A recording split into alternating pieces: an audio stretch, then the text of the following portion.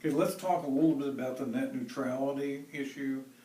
On April 23rd of this year, the official change in policy from the Federal Communications Position, which was published in the Federal Register on February 22nd, will take effect, and that will mean that legally telecom companies will be able to set up preferred tiers of service and would be able to throttle content if in fact they were transparent and told users ahead of time that they were going to do it.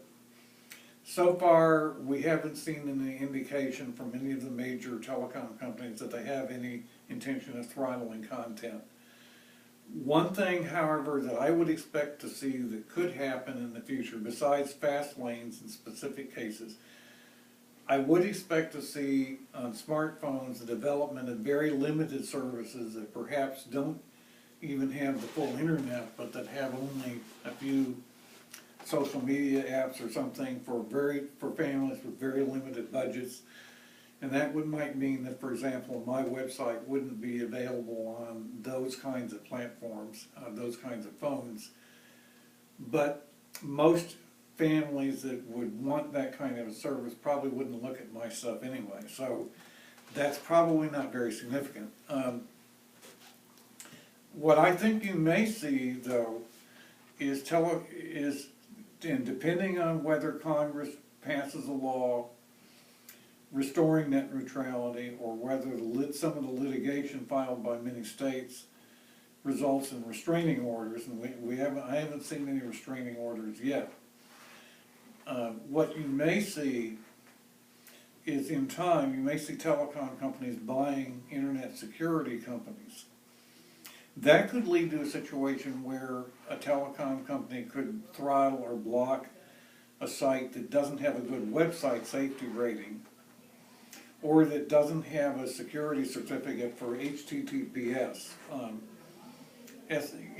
for full encryption of the content of the website. More and more people are saying that even sites that you don't have to log on to, sites that don't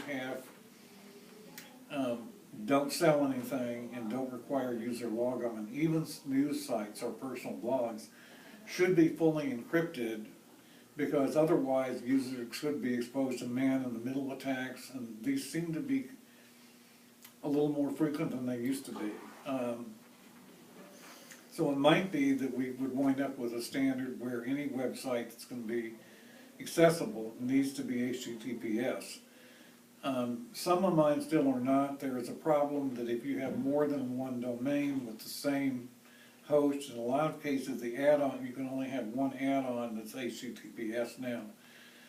The companies that do the domain hosting probably need to take care of this problem and make it easier to have all your sites made into HTTPS.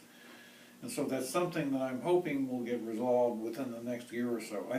I don't think anything drastic will happen on April 23rd, however, to the web, as I understand it. But I keep on monitoring it all the time to make sure nothing is changing.